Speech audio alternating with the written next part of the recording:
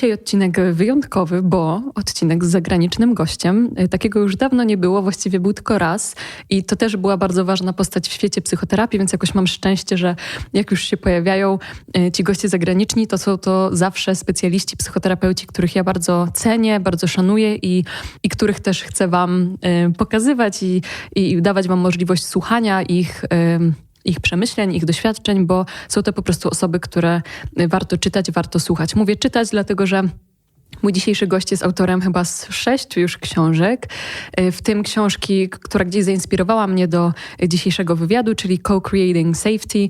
Książka, która podobno jest już w trakcie tłumaczenia na polski, także w przeciągu kilkunastu miesięcy pojawi się na polskim rynku.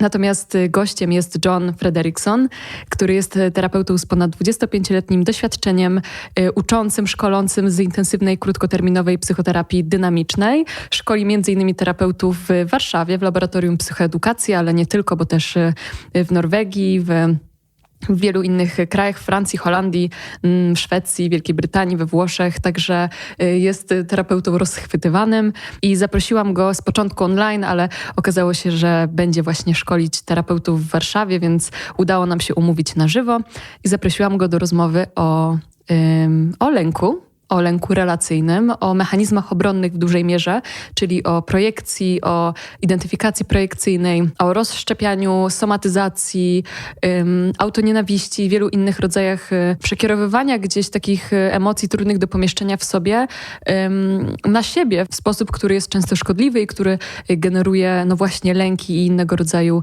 symptomy.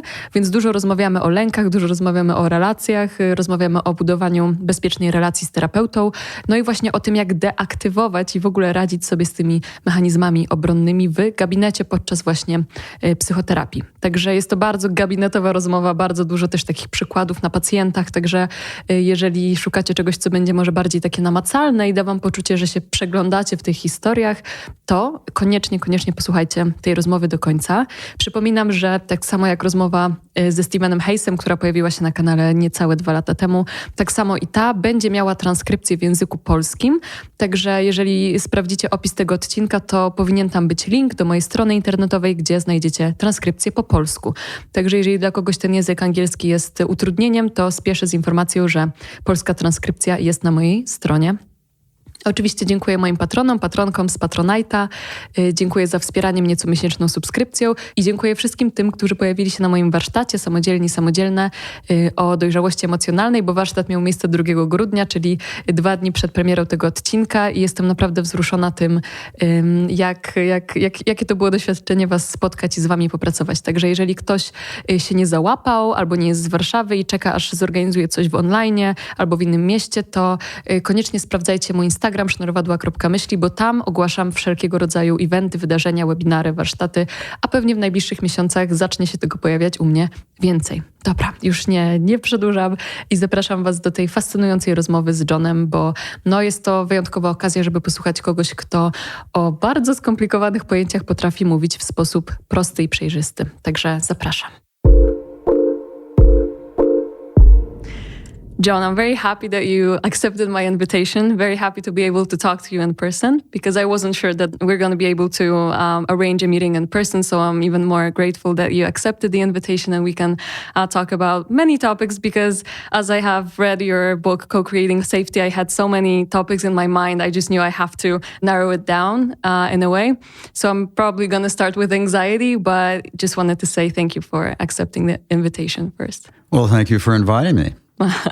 Okay, let's start off with something big. I wanted to ask you about anxiety because as I was reading your book, I kept on thinking, is anxiety really something that has relational origins? Is it always the case that it's relational? And I thought, I'm just going to ask you straight away because maybe this is not the case for every anxiety, but do you think in majority of cases it has some sort of a relational origin? Yes, I think in general. And we see that, for instance, in attachment research, right? So you take, if a child is sharing a feeling with mother and mother looks angry, the child is afraid, right? And why are they afraid? Well, because if there's a problem in the relationship, that threatens the child's survival, right?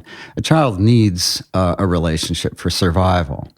And so then if there's any feeling the child shares that could frighten the mother or make the mother become frightening, then naturally the child learns very quickly to hide whatever feelings she has that could jeopardize her safety. In other words, her survival in this relationship.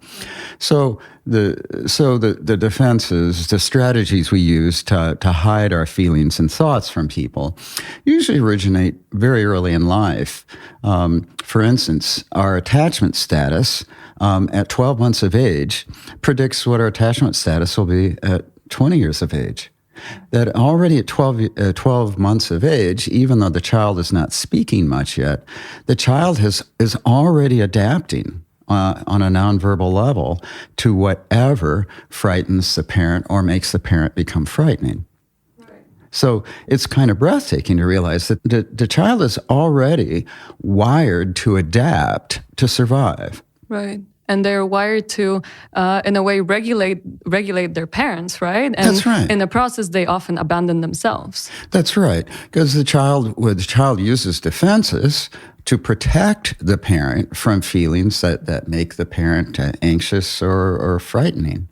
So in that way, we call it the gift of love. The child loves the parent so much, I'm going to hide my feeling to protect you from a feeling that makes you anxious or frightened or frightening or dangerous. Which is absurd in a bit, because it should be the other way around. The parents should be so hyper-vigilant to their child's, regulation. And of course, many parents are. Yeah. Many parents are, of course. But we have those cases where, yes, the child is sharing a feeling and learns, oh, my parent gets frightened or my parent becomes frightening. And so then the child learns to hide a feeling to protect the relationship. And so these defenses always start out really as ways to adapt. So in a way, what you have is when the child is hoping to depend on the mother or father for affect regulation. But if the child can't depend on a parent for affect regulation, the child has to rely on a defense for affect association.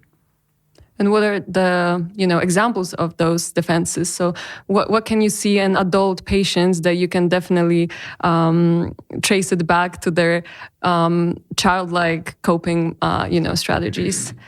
Yeah.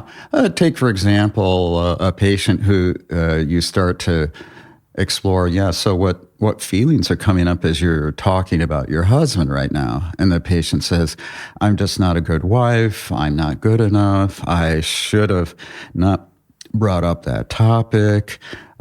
He's right. I'm not a good partner. So in a situation like this, we'd say, okay, so this patient is really struggling with feeling her anger, for example, and she uses self-attack as a defense to ward off her anger. And so we might wonder, why does she engage in so much self-attack? Why does she protect people she loves by turning anger on herself through the self-attack? And then we learn later in the treatment that she had a mother or a father who was very critical of her. And she learned, wow, I better hide my anger, otherwise I get criticized and attacked. I also am learning that my parents criticize me so much that if I criticize myself first, they won't criticize me. And that if I criticize myself, they may reward me, say, that's a good girl. It's good that you see that you did something wrong. And then I realize, if I criticize myself, it's a way to actually get loved by critical parents. And not losing someone of whom I'm quite dependent at the time. Exactly. That if I criticize myself, I get to stay with these critical parents in order to survive.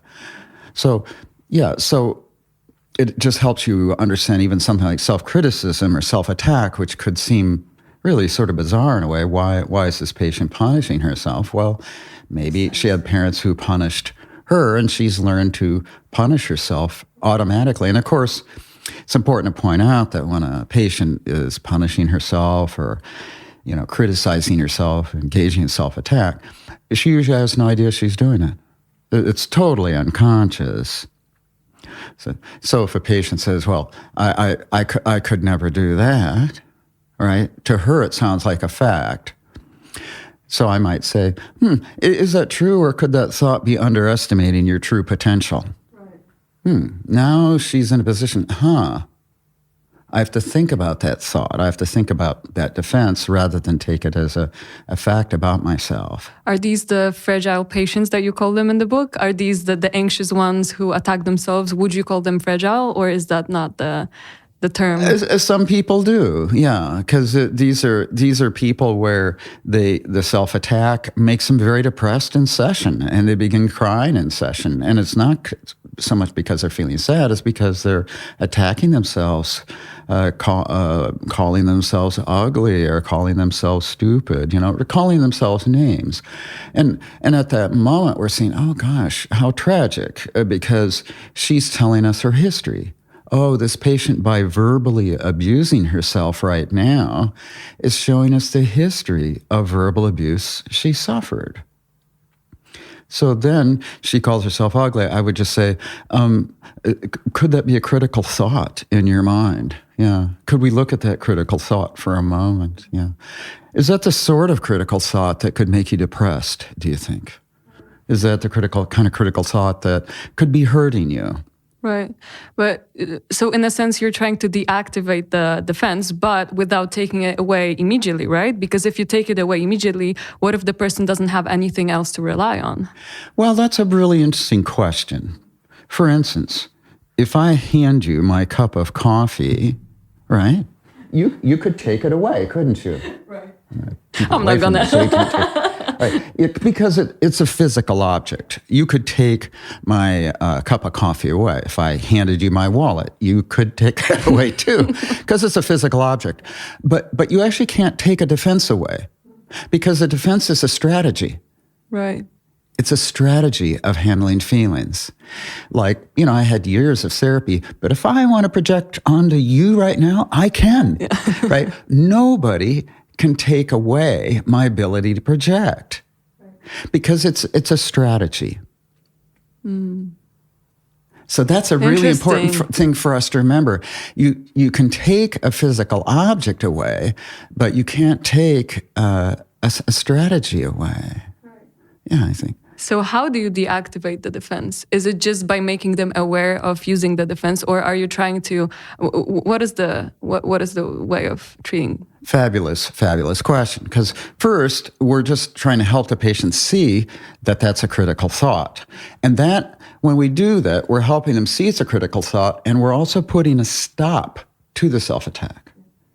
See, and that's very important, because if we see a patient engaging in a behavior that harms her in session, we want to stop any defense that would be harming her.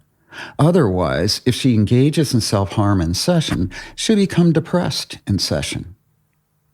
So this is very important. It goes back to Freud's idea of free association. Sometimes people mistakenly think that free association is people just saying whatever they want, right?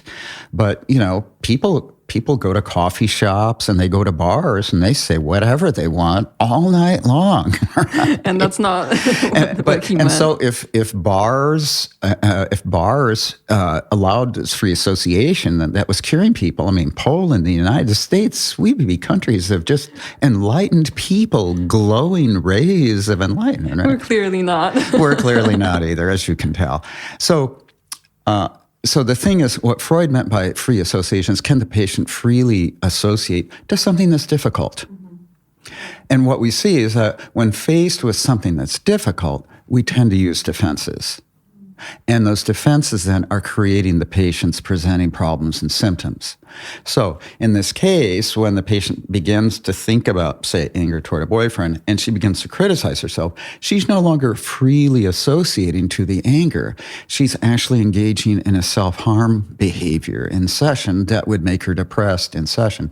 That's why we want to interrupt that behavior so she's not hurting herself in our relationship, first of all, and then to help her see, could that be a critical thought? Can she actually see that thought and observe it? And then help her see the price. Is that the sort of thought that could make you depressed, do you think? Oh, I hadn't thought about that. that way, right? Is this a sort of thought that could get you down, right? In fact, when these critical thoughts come up, could they be making you anxious? Right now, she's beginning what was previously just an automatic thought that she didn't even notice, that she just thought was true. Now she's beginning to think, what effect does that thought have? What is it doing to me? But do you think it's enough for them to just see this is the association between the thought and your depressive symptoms, and by seeing that, they can... No. If that was enough, then yeah, cognitive therapy would be fine. Boom. Okay, it's a maladaptive thought. Right. Okay, I see it's a maladaptive thought, and we're home and done. And clearly that doesn't lead to long-term change. So what needs to happen then, apart from realizing? That's the key thing, because once they can see that defense, once they can see how that's hurting them, then we can go one more step and say, because what was concerning me is like that these thoughts were hurting you in our relationship. And naturally, I'm concerned about any feelings that would be coming up here that would make your mind turn to hurting yourself in our relationship. So you're helping her see in the relationship, she's handling her feelings by hurting herself in our relationship.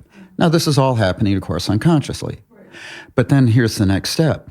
So could we look underneath those critical thoughts and see what they're covering up? See, that's what we want to find out. It's not enough to know about the thoughts. We need to find out, what are they covering up? Yeah, so could we see what feelings are coming up here toward me that could be underneath those critical thoughts? And of course, the patient won't know. But as you ask, so if we look underneath the critical thoughts, what feelings are coming up toward me? Yeah, what feelings are going toward me? After 4 or 5 times, the patient doesn't look depressed. Now, she's not aware of anger. She's not aware of the feelings underneath the fence, but they're starting to rise, and she's feeling better. And then eventually I don't know why, but for some reason, some anger is coming up. Yeah. So we're just noticing there's something about the emotion of anger when it comes up, makes you anxious, and you got a little tensed up, and then these critical thoughts came in. So in a way to protect me from the anger, but then you're the one who ends up with suffering, right? Is that a pattern in your relationships, that when anger comes up, that you protect people by going to the self-criticism? Is that something that happens? So is this the co-regulation that you talk about? So by you as a therapist, by allowing them to express their anger freely without being punished by you, rejecting them, for example, this is how you co-regulate and allow them to maybe transfer this into their real life relationships. And so now they're actually starting to experience the anger rather than turn it on themselves. So in that way, you're building kind of their capacity to tolerate their inner life, right? Because the more we can help her tolerate her anger, right, without going to self-attack, the less depressed she'll be in life. And the more we can help her see the defenses, she can turn against the defenses and maybe take a look at what's underneath. Okay, I'm going to stop you right here with the defenses and ask you about those that to me seem a bit more difficult, such as splitting or somatization, because I feel like with self-attack, it's a bit more... It's easier for me to imagine how to work with that. But if someone is splitting, how do you make them aware? Because this is so automatic. Sometimes the patient may not even be realizing they're splitting. Right? What would be an example of splitting, for example, that you can think of? I'm thinking of dissociation as well. I'm not sure whether that's the right direction. But, sometimes patients... not even, maybe sometimes a word or a topic triggers them to dissociate, and then they're not able to think with their, adult part in a sense, so that they leave the session and they don't even remember what happened in the session because they split. Right. Because it was so triggering for them, their memory couldn't, allow them to process the information. Right, exactly. So you're right that dissociation is a form of splitting, right? So what do we mean by splitting, right? So a patient is talking about a person or a situation where there are mixed feelings. There's someone they love, and they're feeling frustrated or angry with the person they love. So the question is, can they tolerate those mixed feelings towards someone they love, that they care about?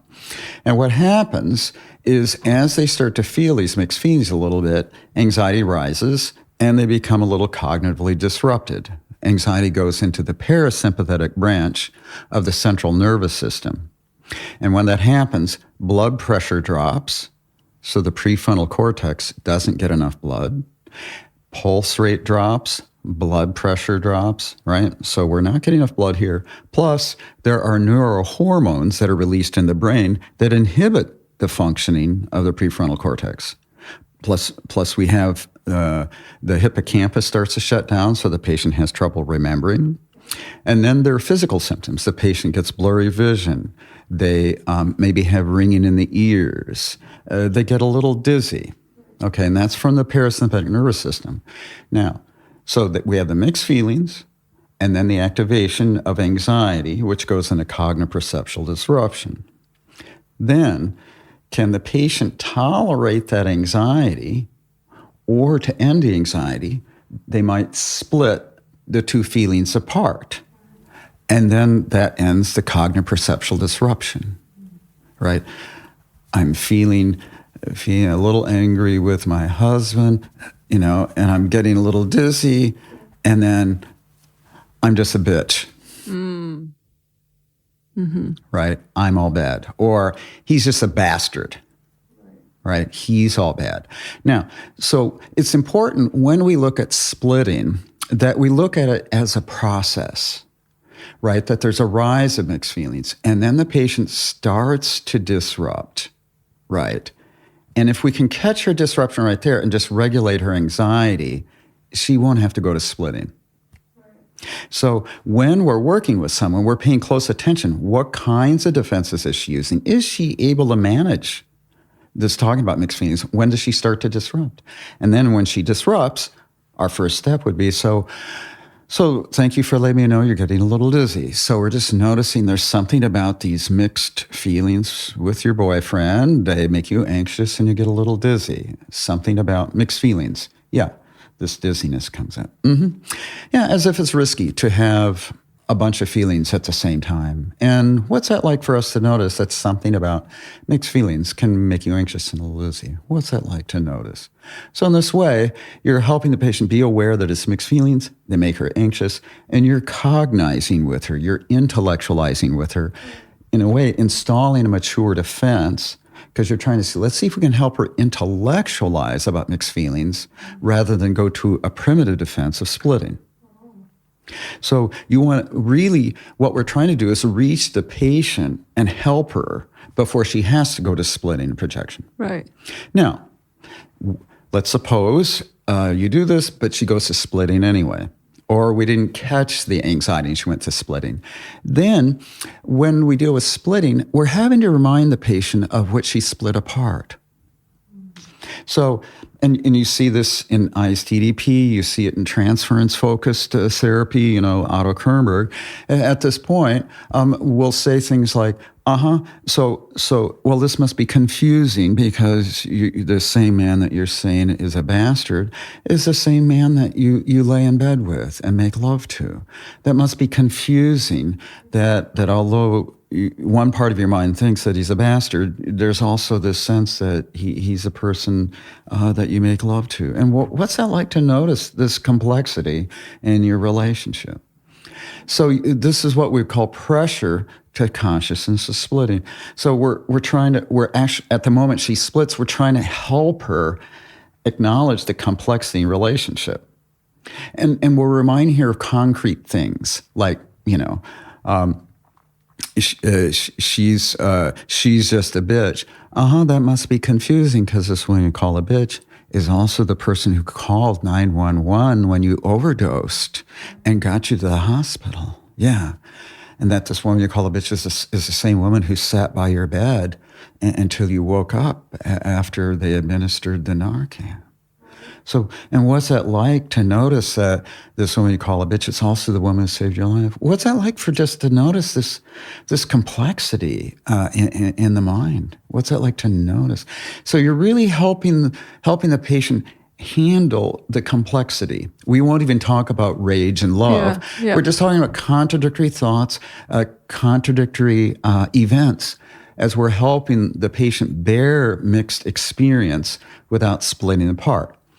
Now, in a case like this, what's that like to notice, right, that this woman we call the bitch is also the woman who saved your life? Yeah. What's that like to notice? And you may have to remind him 3-4 times. And as you do that, then he gets a little dizzy, right? Because now he's getting anxious about the experience of mixed feelings. Right, so we're just something about noticing that you think she's a bitch, but she also saved your life. Something about this complexity, it makes your body get anxious and you start to get dizzy. Yeah, as if it'd be dangerous to notice, this complexity in your mind. As if it'd be dangerous to notice this complexity in your wife. And what's that like to notice how your body has such a big reaction to this complexity? What's that like to notice? What do they usually say, though? Do they say, oh, this is uncomfortable, and then with time it gets more comfortable? Or are they even able to handle it and digest this information? Or is it often too much? No, they can always digest it, but it may take a while for them to digest it, right? You might be spending 10, 15 minutes until they can really see the complexity of their spouse, for example. But it's not like a cognitive thing. Oh, right. Yeah. 1 + 1 = 2. Okay, got it. Right. No, because remember, it's triggering massive anxiety to just witness this complexity inside them. So you're actually building capacity. You're in no rush. It's like muscle building. It's not like a cognitive thing. Do you see it, right? No, it's almost like muscle building this capacity to tolerate that there's mixed feelings inside. And then when the patient no longer disrupts and she sighs and she can intellectualize about her husband as having these mixed things, then, we will have built some significant capacity. Now, what's important is that with each rise of intensity, she may disrupt and start to split again. So you're just kind of building this capacity to tolerate inner complexity at higher levels of intensity over time. You have to be very aware of what's going on with the patient, right? You exactly. have to be very vigilant. You're very vigilant with a patient like this because these are patients that may not look really anxious, like they don't fidget and all sorts of things. In fact, they may just look kind of flat. You'll see no tension because their anxiety is not going into the somatic nervous system. They're not clenching their hands and the sign. Actually, there's no tension. So one of the signs that we know is that, of course, we regulate anxiety initially when we work with them, and we always let patients know. Now, if you ever get blurry vision, you get ringing in the ears, if you become dizzy, if you notice any sickness to your stomach, let me know right away so we can regulate your anxiety. I don't want this to be an uncomfortable process for you, and we both want to make sure that your anxiety doesn't get too high. So then the patient will then let me know, and that way we can catch that anxiety before they have to split or before they have to dissociate. Right. Then how do you work with patients who use projection or projective identification as a defense? Because I think this is very interesting, especially projective identification that happens sometimes so quickly and so unconsciously that you don't even realize you're using it. So because the way you describe it, I understand that it's a cooperation between, a therapist who's vigilant and a patient who's aware of their bodily sensations. But sometimes with somatization or projective identification, it just happens and you're just not even aware, that it already happened. How do you help your patients see that defense and regulate the anxiety coming afterwards? Sure. Well, and of course, when the patient's anxiety gets too high, they'll split feelings apart, and then they may also project. Right. So a patient might say, well, you just seem really critical to me. I say, I wasn't aware of that. Could you let me know what I've done here that would have felt critical so we could take a look at that? Well, what are you noticing? So you see, because if I have been critical, I'd certainly want to know about that as a therapist, right? But I also, and so it's an honest inquiry with the patient to help them begin to look at, okay, is there evidence for that? So that we could restructure. Because often the patient says, I just think you're really critical. Is there any evidence for that? Is there anything you see? Because I certainly want to know. And eventually they say no. And then I can say, in my experience, a lot of times people who are afraid I would be critical of them, oftentimes these are people who suffer from way too much self-criticism. Is that something you suffer from? Right? Because they're, people who think I'm critical of them suffer from too much criticism. So And then she says yes, and she becomes kind of weepy. So if I notice any self-criticism happening in this session, do I have your permission to point that out so you could be in control instead of self-criticism being in control of you? Right. Right. So in that way, that would be, for instance, one way to handle a projection that I'm critical.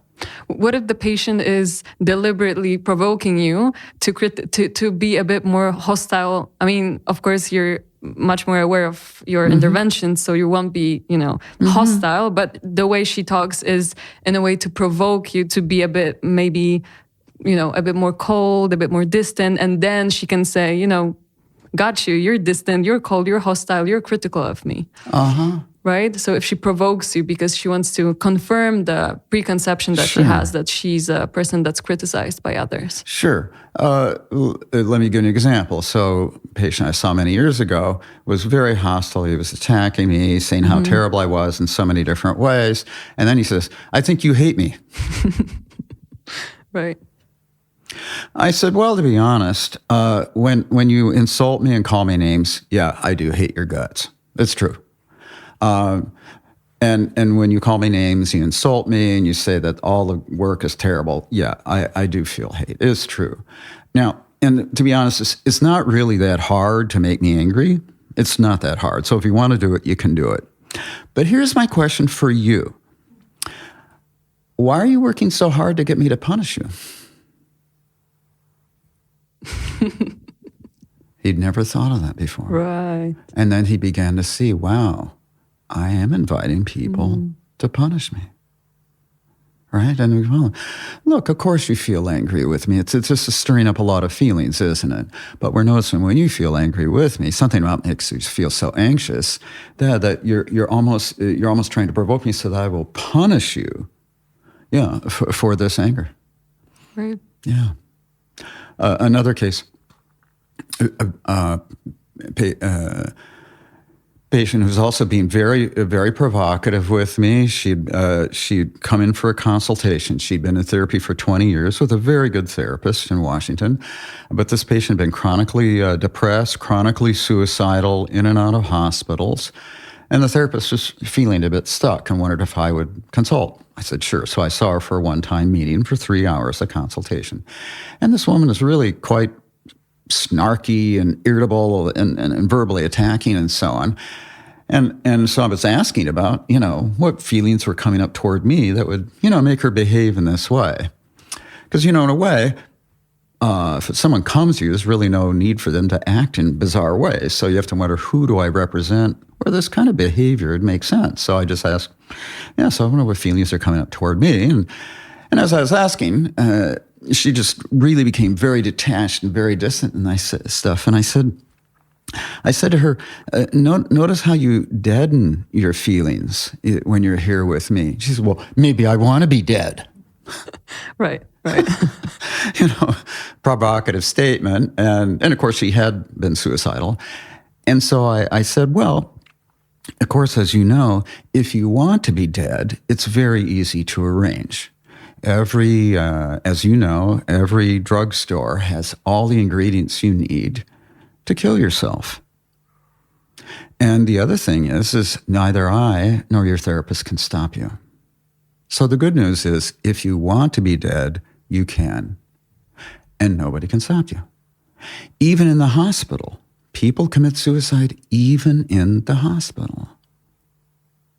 So the good news is, if you want to be dead, you can do it. I can't stop you. She can't stop you. Hospitals can't stop you. But then the question for me is, what has happened in your life that makes you want to go through life as a dead woman? And she just burst into tears. And then we learned, right? So in other words, the provocative behavior always has a defensive function. So we're trying to find out what's under this. Okay, yes, that guy could be so rude and provocative, but we have to wonder, okay, what function does that serve? Well, in his case, it was he was seeking to be punished because of guilt over this anger. Right. In her case, right, she was being very provocative with me, but that was also a defense against how she'd really been destroying her life for years. Right. weren't you afraid that you're gonna provoke her to actually, commit suicide by being so upfront about it? Weren't you, even for a second, a bit afraid that this intervention can actually cause some damage? No, and you know why? Because I knew it would provoke anger at me. And that the more anger came toward me, the less was going to go on her. See, we get afraid with suicidal patients, and we get afraid they have no place to send their anger. And if they can't send it toward the therapist, they have to become more suicidal because they have to turn to themselves. So after that consultation, it obviously helped her a lot. Her depression lifted. She became much more collaborative in her therapy. She started to exercise, started to lose weight. She joined some clubs, started forming friends. Dramatic changes. But she said, I hate that Frederickson. But you see, the fact that she could feel that hatred outward now meant it wasn't going back on her. Now, then it would be up to the therapist to find out where that hatred really belonged, right? Because this hatred she was feeling toward me really meant there was someone earlier in her life who she really hated. And so that hatred was coming up toward me. But then if we could let her feel the hatred toward me, she didn't have to get depressed. She didn't have to get suicidal instead. And then it'd be up to the therapist to find out, okay, so how do you feel that anger towards Frederickson? And then hopefully we'd learn about links toward the original people where that hatred would really belong. For a second, I was thinking about young therapists, who have to deal with patients like this. I was thinking, do you sometimes supervise or advise younger therapists how to handle this amount of maybe hatred? Because that must be really, really overwhelming for some. Oh, yes, of course it is. Maybe for you in the past as well. Oh, absolutely. I mean, it's like I tell my students all the time, the only reason I'm good at scene defenses, I have made them all. Yeah. And I always tell them, I've made many more defenses than you, so if we're going to compete, I win. Sure.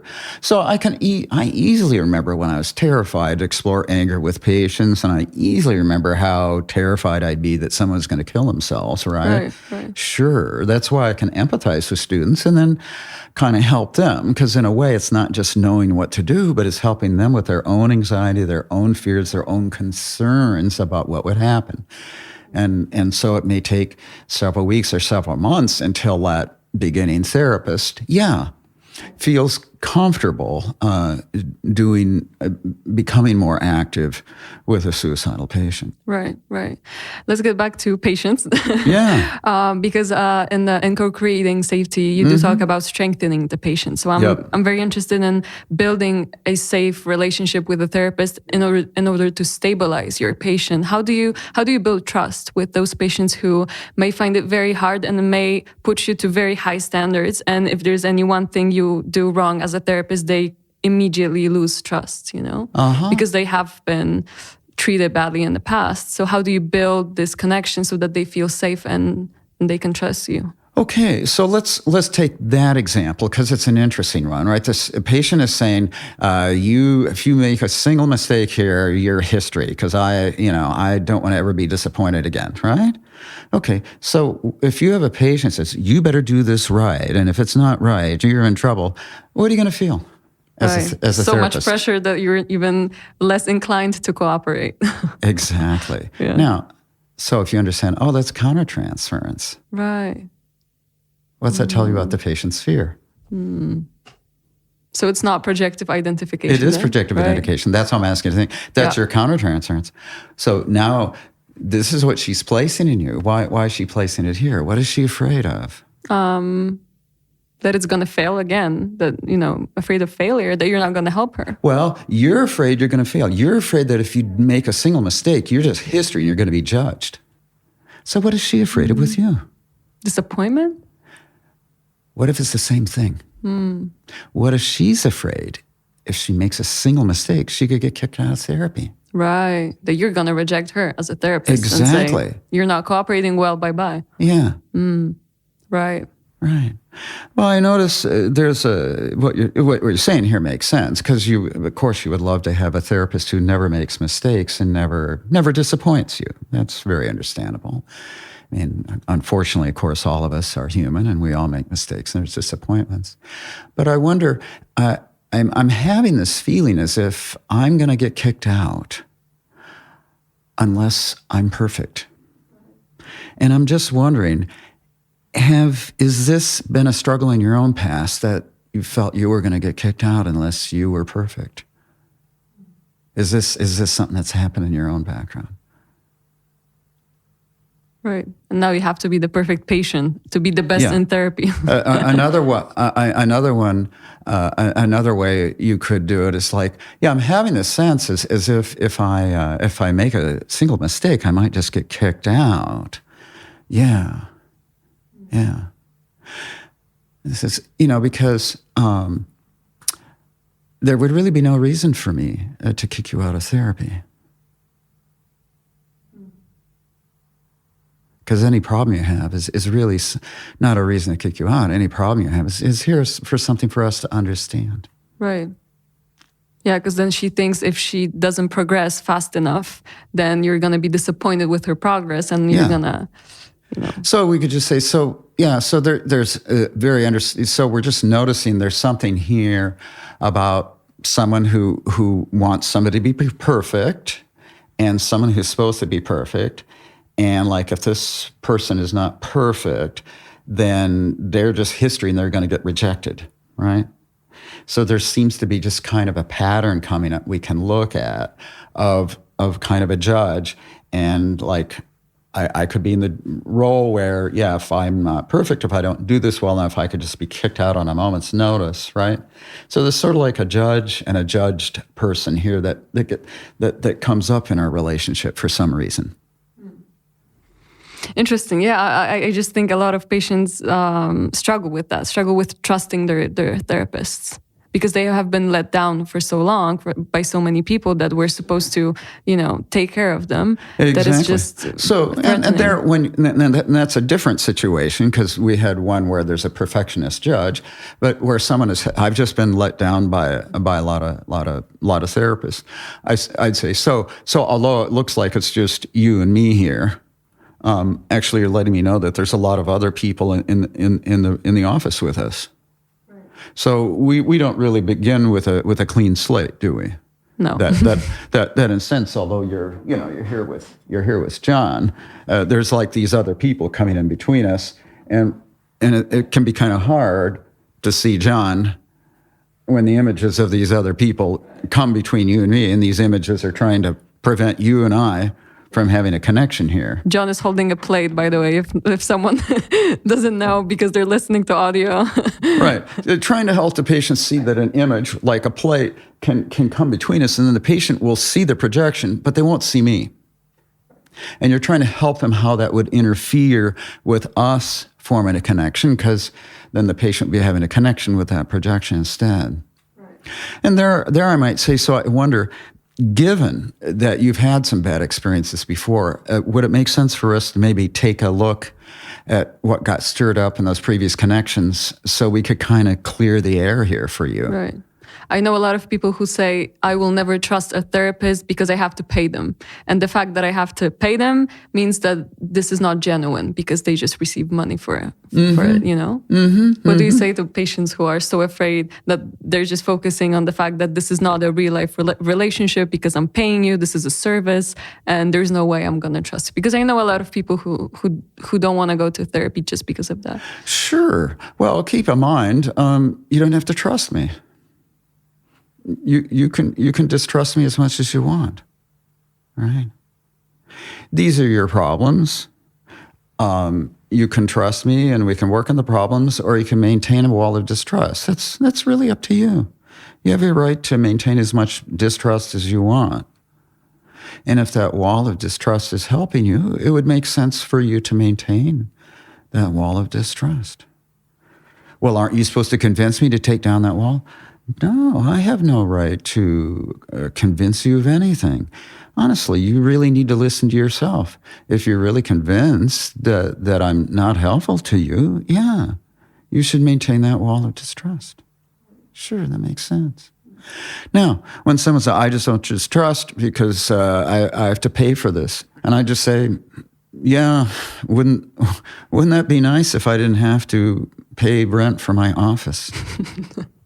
Wouldn't it be nice if I could go to the grocery store and I didn't have to pay for groceries? Wouldn't it be nice if I didn't have to pay rent for my apartment? Wouldn't it be nice if the car salesman gave me a car for free? I totally understand. I wish everybody gave me stuff for free too. That's a good one. Right. You empathize with the underlying wish. I mean, right. Yeah, if we knew we could go down to the Mercedes store and people would give us a free Mercedes, I mean, who wouldn't do that, right? Yeah, I mean, of who would course. have worked? But this is a way to join the patient. Yeah, of course you wish this would be free. Yeah. What about resistance? How do you work with resistance? Do you treat it as something to deactivate and help them regulate their anxiety? Or is it something that you perceive as valid and important, and maybe it means that there are some topics that it's too early to disentangle? Yes, yes, and yes. Right. Because in one sense, resistance is a barrier to treatment because the patient is keeping you at a distance, for example. Okay, so it's a barrier to treatment. On the other hand, the patient is showing you the pattern that messes up all the relationships. That's really helpful. Like, we want to know what is messing up the relationships. So, if the patient's doing this with me, that's good, because then if they keep everybody at a distance, that would make them lonely, that would damage your relationships, prevent them. Yeah, so it's very useful. The resistance is also helpful on another level. This patient who's not trusting me. Okay, so there's some history of betrayed trust in the past. Okay. Or there's a patient maybe had a parent who never trusted the patient and disbelieved the patient. For example, I was working with someone recently, and I was talking to this person, and this person kept looking at me skeptically. And then I had this thought, I'm having this experience with her that no matter what I say, she's never going to believe me. And she'd been talking about her mother. And so then this is projective identification, right? I have this sense she's never going to believe me no matter what I say. And since she was talking about her mother, and I said, this is just a hunch, but I'm just wondering, did you have the experience with her that no matter what you did, she was never going to believe you? And she just relaxed and said, yes. Smart. Right? So countertransference, I had this sense, she's never going to believe me. Oh, okay. She's, in that sense, is that a problem? No, it's an opening. Oh. Yeah, it's an information for you. It's exactly, data. It's information. Oh, she's letting me know something about her mother she's never been able to put into words. Right. And then I could say, I had just a hunch. I wonder, if you had the sense that you would never earn your mother's trust, that no matter what you said, she would always be suspicious of you. Her suspicion with me dropped completely. Right, because her suspicion of me, she was enacting her history. Through action, she was telling me what she couldn't express in words. So in that way, you see, the resistance is simultaneously a barrier, and at the same time, it's the doorway. Right. Right. Every door is a door and a doorway. Right. So in one way, it's a locked door, and another way, it's the doorway. So paradoxically, it's all those things. Right. And you have to deal with that first so that other things can come up in whatever order they need to come up. Right. So there's no way of doing therapy wrong, because if you come and you just say, I don't know, this is also a piece of data for you as a therapist. See, that's why a patient says, I think doing this wrong. I says, oh no, you're doing therapy perfectly. My job is to find out where every expression you make is perfect. Everything the patient says is the perfect expression of her need. My job is to find out, why is that the perfect expression? So like when that guy was behaving so badly and cursing and spitting at me and said, I think you hate me. Now, would I wish any therapist to go through that? No. Is that the description of my perfect day as a therapist? Not really. But it was a perfect expression of where he needed help, because he was enacting this need to get punished. But do you think drawing boundary right there with him would have been a good idea for a therapist if he feels or she feels violated? Or is it going to interrupt the process with the patient? Well, I think, obviously you don't want patients abusing you, of course. But the thing is, you want to be thinking about, if this patient's abused me, why are they doing it? Because you can set a limit and they'll simply feel judged and angry, but they won't be understood, right? They won't be understood. But at the same time, your dignity is also valid, Oh, if they start being violent. It is, but you might actually have a far more powerful impact if you understand. It's like a patient was devaluing me, right? Actually, a Polish patient was devaluing me. God damn it. Yeah, so what happens? And I could have said, cut that out. That has no place in therapy. But I said to him, well, you notice how you devalued me here? And he says, yeah. And I says, well, look, it's fine with me if you have a different opinion. Is it fine with you if I have a different opinion? He said, yeah. So is it fine with you if we have two different opinions, two different minds in the room at the same time? And he said, yeah. I said, yeah, so why the need for the contempt? It really seems unnecessary. And he sat there for a moment and then for some reason began talking about his father who used to devalue him and who was an alcoholic. See, I didn't have to come down hard. I could just in this very gentle way address it. And then what this was about came up, right? So in a way, again, it was a perfect expression of his past. He was enacting a very devaluing father he had. I also want to ask you about anxiety regulation in terms of what happens between sessions, because I'm thinking, everything we talk about happens during the session, but then what happens to patients who experience those triggers in between sessions? How do you empower them to be able to regulate themselves and notice those things when you're not around as a therapist, Well, a couple things. For instance, with any depressed patient, I'll say, so after this session, if at any point you find self-critical thoughts coming up, or if you find yourself feeling depressed, ask yourself this question: who am I angry with? Just keep asking your question, because your self-attack and your anger and your depression is covering up anger. So just ask yourself, who are you angry with, and then we'll have some useful information next time we meet. So it's like a little homework assignment. For more fragile patients, I spend a lot of time talking about their anxiety, and this like the dizziness or ringing in the ears. Those are signs of anxiety. And I talk about the triangle of conflict. So when these feelings come up, you get anxious, and then you can have these symptoms. Are you noticing that? And I do this repeatedly through the session so they begin to see this really is a pattern. And then, so can we pay attention to your anxiety right now so we can help you regulate it? Where do you notice that anxiety? So I'm really giving them tools in session on how to recognize when their anxiety is too high, which they've never known before, and lessons on how to regulate their anxiety so that during the week they can do it. Right. So you address the body, right? Exactly. Because that's not something that psychodynamic therapy oftentimes does. No, it doesn't usually. So I spend a lot of time so the students or the patients know exactly when their anxiety is too high and that they can regulate it when it happens. And then when it's regulated, then I say, so like this week when it comes up, you'll know when you're anxious, you'll know to regulate it. And once it's regulated, you can ask yourself, what was the word or experience that triggered your anxiety? And then that way you'll start to recognize what are the triggers causing your anxiety.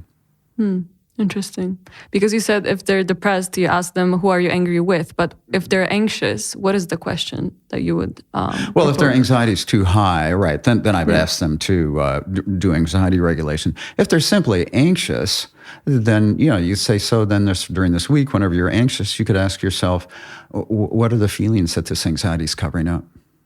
This anxiety is covering up some feelings. So see and figure out, what feelings are coming up and toward whom are they covering up? What is this anxiety covering up?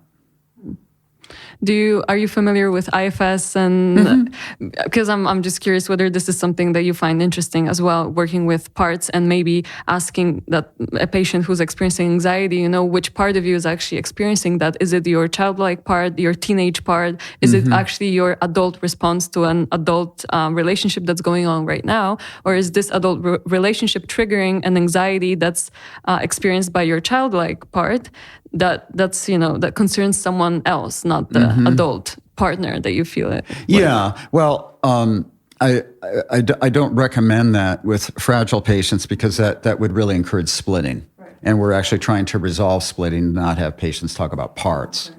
Right. So there's a certain group of patients where this kind of part language can be helpful, like if they're mildly depressed, mildly anxious, that group will probably respond pretty well to it. You have a certain group where they tend to be quite resistant and they really keep their distance. They won't respond to this because they might say something. Yeah, well, that distancing part really did a number to me this week. So they can actually misuse part language in the service of defense. Interesting. Yeah. So it's a useful technique. What I like about it is that they're really conveying a sense of compassion for defense, recognizing defenses are adaptive. Of course, this was written about 90 years ago, but it's always good for people to be reminded, yes, defenses were originally a form of adaptation. They were originally very helpful. And to be, if we can help a patient see how something was originally very helpful, that oftentimes helps them see how it's not helpful today. Like, right, so we see that learning to criticize yourself in front of this critical father probably saved your life, didn't it? Yeah. So can we thank that 5-year-old girl for being so brilliant to come up with such a great strategy?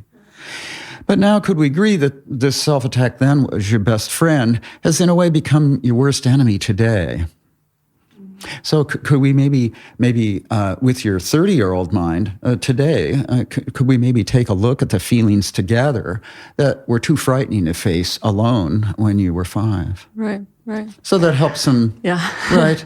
Helps them get clear about the task. Interesting. Yeah. Thank you, because I didn't think about IFS in that way. So that's also very interesting.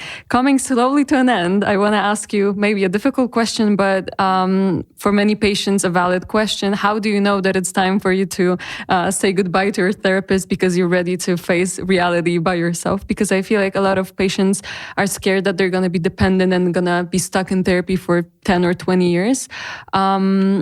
Is there any way that you as a therapist know that your patient is slowly coming to the end of the process? Because I feel like, at least personally, therapy is a process that should at some point end, right? Absolutely. I really leave it in the patient's hands. I'm always curious. If I think that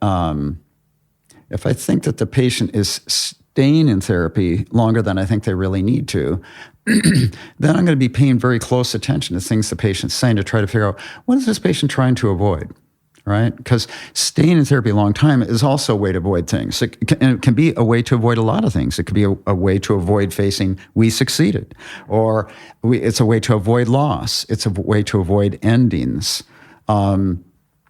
It's a way to avoid one's strengths and capacity, right? So then I'm curious, insofar as they're reluctant to end therapy, I'm always curious to see, okay, what function is that serving? What are they avoiding through that? And of course, you have patients who sometimes quit therapy early to avoid something that's coming up, and we have to deal with that. But I think that, I've had also, right now I have several patients where therapists precipitously ended the therapy. Right? Like they found a patient to be a pain in the butt, for example. Or just for reasons we don't understand. Or and so in cases like that, I make it very explicit the therapy will end when you decide it ends. All right, because that's the only way it will work. This will be your decision. I'm just thinking about, this healing culture that gives you the impression, maybe misguided, that there's this point in life where you're healed fully. Right. Well, I wouldn't. I don't know. Have you met anyone who's totally healed and totally realized? Me neither. I'm sorry, but not. It's a great fantasy. Yeah. I don't think the thing is like we're totally healed or totally purified. It certainly hasn't happened to me. The question is, does the patient now have the tools, to continue their inner work? Right? It's like the analyst Wilfred Bion said, analysis doesn't end, the relationship ends. Because your self-analysis goes on for a lifetime. Right. See, so what ends is our relationship with the self-analysis, the continual, we will have stressors in life. We will have very difficult events and we'll have to face various painful feelings and we will struggle at different points. Maybe we have to go back to a therapist temporarily to get some help with the struggle. But the process of self-analysis is what continues. So I'm really more interested in, first of all, in terms of have we done what we're here? Are the patient's symptoms gone? So if he was depressed, is he no longer depressed? If he had panic attacks, are the panic attacks gone? If they were somatizing, is the somatizing gone? Right. So I would look for the absence of symptoms, but also I'd be also looking at, are maladaptive strategies replaced with adaptive strategies? So for instance, a patient at the end of treatment said, remember how you were telling me how I was always looking out the ceiling or looking out the window and relating to window instead of you? Well, I just have to tell you now that we're coming to an end, my eye gaze is just fantastic with my girlfriend, and I have the best relationship now with a woman I've ever had, right? So that would be great. We're seeing a maladaptive defense. It has been replaced with a very adaptive relational strategy.